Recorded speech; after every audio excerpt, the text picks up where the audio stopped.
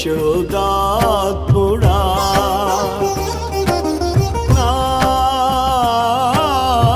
తండ్రి కుమారా పరిశుద్ధాత్ముడా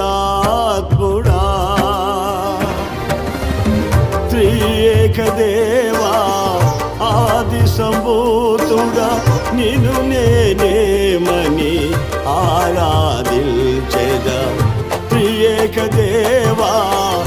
ఆది సంభూతుడా నిన్ను నేనేమని ఆరాధించెదా